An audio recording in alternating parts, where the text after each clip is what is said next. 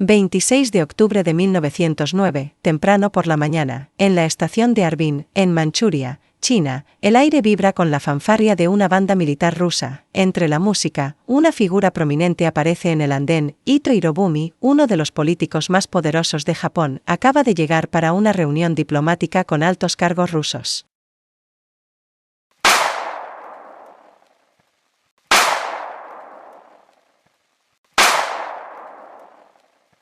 De repente, se escuchan 3 disparos. Ito cae al suelo. El tirador alza la voz con calma y declara: ¡Viva Corea! ¡Hurra por la independencia de Corea! El incidente da la vuelta al mundo en pocas horas. Los titulares de los periódicos dicen: un joven coreano dispara al héroe nacional de Japón. Pero, ¿quién era ese hombre? ¿Por qué lo hizo? ¿Y cómo llegó a tomar una decisión tan extrema? Hoy, descubriremos la historia real escondida detrás de un solo disparo. A finales del siglo XIX, el equilibrio de poder en Asia Oriental comenzó a tambalearse. Tras la victoria de Japón en la Primera Guerra Sino-Japonesa, Corea, que había estado bajo la influencia de China durante siglos, captó la atención del Imperio japonés. Más tarde, con la victoria en la Guerra Ruso-Japonesa, Japón se consolidó como la potencia dominante en la región, y Corea se convirtió, en la práctica, en un protectorado japonés.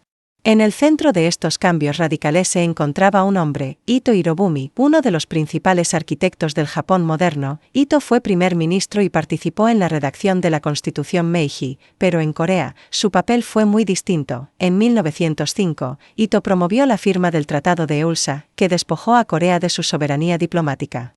Después, se nombró a sí mismo como el primer residente general, iniciando así el dominio de facto de Japón sobre Corea. Ito obligó al rey Gojong de Corea a abdicar y en 1907 disolvió por completo el ejército imperial coreano, dejando a la nación indefensa. Para el pueblo coreano, Ito no era solo un gobernador extranjero, era el símbolo de la invasión y la pérdida de soberanía. Cuando viajó a Harbin en 1909, Ito ya había renunciado a su cargo como residente general, pero su influencia política seguía siendo enorme. Ahora se encontraba negociando tratados ferroviarios entre Manchuria y Rusia. Cada uno de sus movimientos tenía el poder de alterar el equilibrio geopolítico de toda Asia. Frente a Ito Hirobumi se alzaba un joven llamado An Jung-jeon. Nació el 2 de septiembre de 1879, en Aeju, Corea. Su nombre de nacimiento era Aneunchil. Al nacer, tenía 7 lunares en el pecho, dispuestos como la constelación de la Osa Mayor, por lo que su abuelo lo nombró en honor a las estrellas, creyendo que había nacido bajo una señal divina. Sin embargo, al crecer, se decía que tenía una personalidad impulsiva y ligera. Su familia, con la esperanza de que se convirtiera en alguien más firme y responsable, le dio un nuevo nombre, Jung-jeon, que significa raíces profundas y peso. Su nombre de bautismo cristiano era Tomás. En sus primeros años, An fue un educador y activista, fundó una escuela y se unió a una campaña nacional para ayudar a pagar la deuda externa de Corea. Creía en la reforma pacífica y en la educación como vía de progreso. Pero el mundo a su alrededor estaba cambiando, rápida y brutalmente. Tras el Tratado de Eulsa, Japón tomó el control total de los asuntos exteriores de Corea. An comprendió que la pluma ya no bastaba para proteger la soberanía de su país. En 1907, cuando el emperador Gojong fue obligado a abdicar y el ejército coreano fue disuelto por Japón, An huyó al lejano oriente ruso, donde comenzó a organizar una milicia por la independencia coreana. Participó en la resistencia armada, luchando contra fuerzas japonesas en la provincia de Hamgyong, arriesgando su vida por la libertad de Corea. En 1909, junto a 11 compañeros, se amputó el dedo anular de la mano izquierda, escribió Independencia de Corea, con su propia sangre, y juró solemnemente: no volveremos a casa hasta que nuestro país sea libre.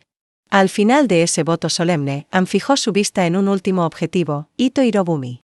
En octubre de 1909, se difundió la noticia de que Ito Hirobumi pronto llegaría a Harbin. An Jung-jeon partió de inmediato desde el lejano oriente ruso, viajando junto a sus compañeros, Woo Deok-son, Jo Do-seon y otros, rumbo a la ciudad. Al principio, el plan era atacar a Ito en una de 4 estaciones a lo largo del trayecto, pero, debido a la falta de hombres y de tiempo, decidieron modificar la operación, concentrarlo todo en la estación de Harbin. 26 de octubre de 1909, 9 de la mañana, andén de la estación de Harbin, una banda militar rusa espera para recibir a Ito Hirobumi.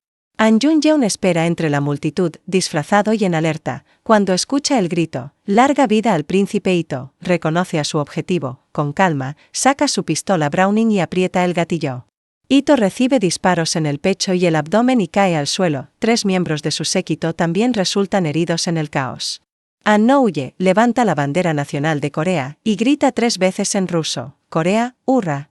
Este no fue un acto de violencia ciega, fue un mensaje al mundo. El espíritu de una nación silenciada seguía vivo, seguía resistiendo, y ya no estaba dispuesto a permanecer invisible. Tras su arresto, An Jung-yeon fue entregado a las autoridades japonesas y encarcelado en la prisión de Lusun. En el juicio, no se presentó como un criminal, sino como un soldado. Se declaró teniente general del Ejército de Resistencia coreano, y afirmó que sus acciones eran las de un combatiente legítimo en una guerra por la independencia de su nación.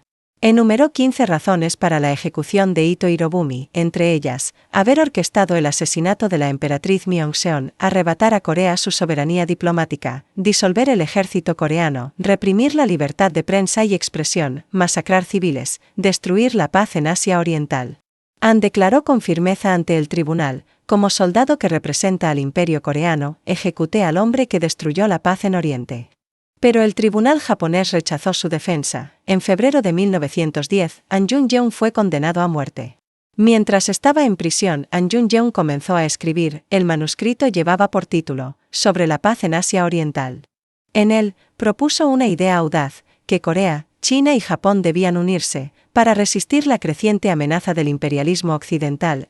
An imaginó una moneda compartida, un ejército conjunto, y una organización internacional de paz creada por las 3 naciones del este asiático, ideas muy adelantadas a su tiempo, casi impensables a principios del siglo XX. Aunque había quitado una vida, An escribió, «Maté al enemigo, pero lo que realmente deseo, es la paz». Su sueño no era la venganza, sino la coexistencia y un futuro sin guerras en Asia, pero las autoridades japonesas detuvieron su trabajo, el manuscrito nunca fue terminado, y su visión de paz quedó inconclusa. 26 de marzo de 1910. 10 de la mañana, vestido con una túnica funeraria blanca, An Jung-yeon subió con calma al patíbulo. A su hermano menor le dejó su último deseo, «Por favor, lleva mis huesos de regreso a mi patria. Cuando el grito de la independencia de Corea llegue al cielo, yo bailaré y gritaré hurra con alegría». Aunque su cuerpo debía ser devuelto a su familia, las autoridades japonesas temían que ese acto pudiera avivar el sentimiento antijaponés y estimular una mayor resistencia entre los coreanos. Por eso, enterraron sus restos en secreto. Hasta el día de hoy, la ubicación exacta de la tumba real de An Jung-yeon sigue siendo desconocida. En su lugar, una tumba simbólica fue construida en el Parque Yochang de Seúl, un homenaje silencioso a un hombre cuyo último deseo no fue la venganza, sino la libertad de su pueblo y la paz en Asia Oriental. En China y Corea, los intelectuales elogiaron a An Jung-yeon como un héroe justo que luchó por la paz en Asia Oriental. Revolucionarios chinos de la época, como Sun Yat-sen, Liang Yichao y Yuan Shikai, lo honraron públicamente y describieron sus actos como valientes y visionarios, pero en Japón fue etiquetado como un terrorista. Su asesinato de Ito Hirobumi se utilizó como pretexto para endurecer la política hacia Corea y, finalmente, justificar la anexión total de Corea en 1910. A pesar de ello, hoy en día, An Jung-yeon es recordado como uno de los activistas por la independencia más respetados de Corea. Su filosofía, basada en la paz, la justicia y la unidad, sigue inspirando a nuevas generaciones, en un mundo aún marcado por divisiones y conflictos. Su mensaje vuelve a tomar relevancia en los debates contemporáneos sobre las relaciones Corea-China-Japón y el futuro de la paz en el noreste asiático.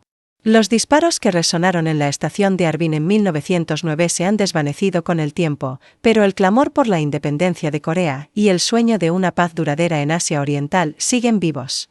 An Jung-yeon dijo una vez, «Espero que algún día Japón y Corea trabajen juntos para lograr una verdadera paz en Oriente». Sus palabras no son solo ecos del pasado, son una pregunta dirigida a nosotros. Hoy, si tú hubieras vivido en su época, como ciudadana o ciudadano de Joseon bajo ocupación, ¿qué habrías elegido? ¿Silencio? ¿Compromiso? ¿O acción?